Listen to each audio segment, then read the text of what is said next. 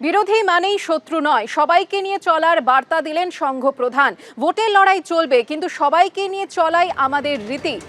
মোদী সরকারের নাম না করে এভাবেই ঐক্যমতের ভিত্তিতে চলার বার্তা দিলেন মোহন ভাগবত।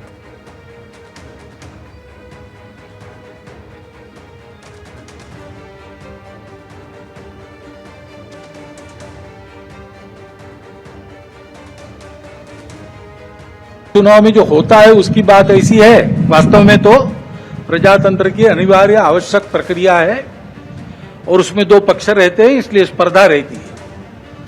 स्पर्धा रहती है तो दूसरे को पीछे करने का, स्वयं को आगे बढ़ाने का काम होता ही है, होना ही चाहिए।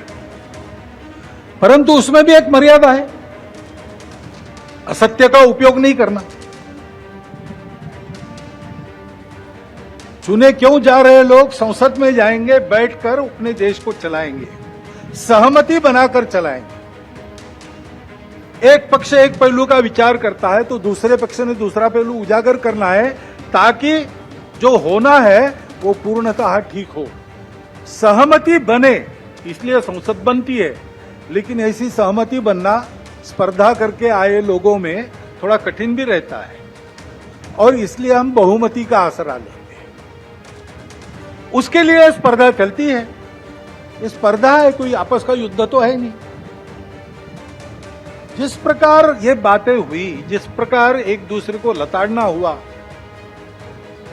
जिस प्रकार प्रचार के दौरान हमारे करने से समाज में मनमुटाव बढ़ेगा, दो गठ बटेंगे, आपस में शंका संशय उत्पन्न होगा, इसका भी ख्याल नहीं रखा गया और विनाकारण संघ जैसे संगठनों को भी उसमें खींचा गया। ऐसे से देश कैसे चलेगा भाई? आखिर सबको देश ही चलाना है ना। दो पक्ष है, विरोधी पक्ष कहते हैं, मैं प्रतिपक्ष कहता हूं। वो विरोधी नहीं है, उसको विरोधी मानना भी नहीं चाहिए। वो प्रतिपक्ष है, वो एक पहलू उजागर कर रहा है, उसका भी विचार होना चाहिए। আসছি পরের খবরে। 12টি লোকসভা আসনে জিতলেও এবারও কেন্দ্র থেকে কোনো পূর্ণমন্ত্রী পেল না বাংলা। গতবার 4 জনকে প্রতিমন্ত্রী করা হয়েছিল, আর এবার তা কমে হলো 2 জন। অথচ একাধিক রাজ্যে বিজেপি এর থেকে খারাপ ফল করলেও সেখান থেকে একাধিক পূর্ণমন্ত্রী করা হয়েছে। আই সুকান্ত মজুমদার। 2014, 2019, এবার 2024।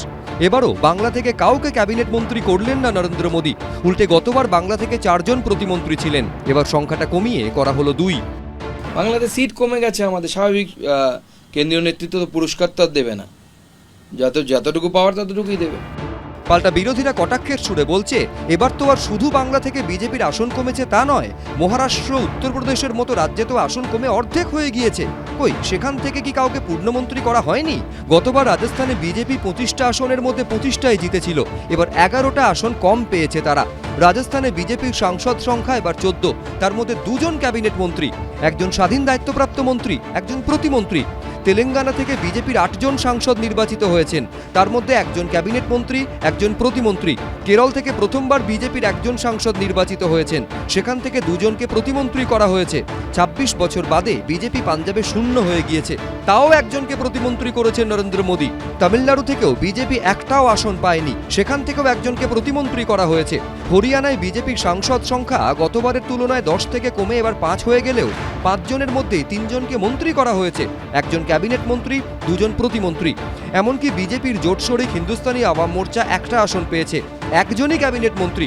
আর এক জোট শরিক আপনা দল 1টি আসন পেয়েছে, 1 জনই প্রতিমন্ত্রী। উত্তরপ্রদেশেও বিজেপির আসন সংখ্যা প্রায় অর্ধেক কমে গিয়েছে, তাও সেখান থেকে 2 জন ক্যাবিনেট মন্ত্রী। নরেন্দ্র মোদীর সরকার বাংলাকে বঞ্চনা করে, বাংলার অধিকার রক্ষা করে না, বাংলাকে ক্ষতি করে, কুৎসা করে। আরে ও দলের মধ্যে দেখুন, 2014 সাল থেকে 2024, 2014 একটা সরকার করেছে, 2019 একটা সরকার করেছে এবং 2024 বাংলা থেকে একজনও পূর্ণমন্ত্রী করার উপযুক্ত কাউকে মনে করা নেই।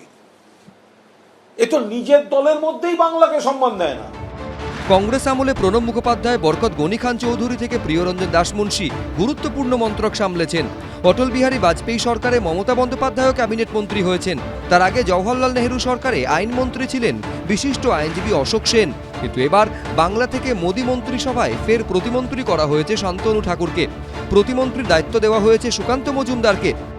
আশা তো থাকেই, কিন্তু বাংলা থেকে একটা পূর্ণমন্ত্রী হলে আশা তো থাকেই, কিন্তু হয়তো যেটা সিনিয়র লিডাররা বুঝেছেন সেটাই হয়েছেন। এটা আমাদের 2,38,00,000 মানুষ ভোট দিয়েছিল, এটা আমাদের তাদের কাছে একটু খারাপ বার্তা যাচ্ছে। ঠিক একটা পূর্ণমন্ত্রী থাকলে অনেক মানুষ যাতায়াত করে আসে, সেটা তো নিঃসন্দেহে আশা করে।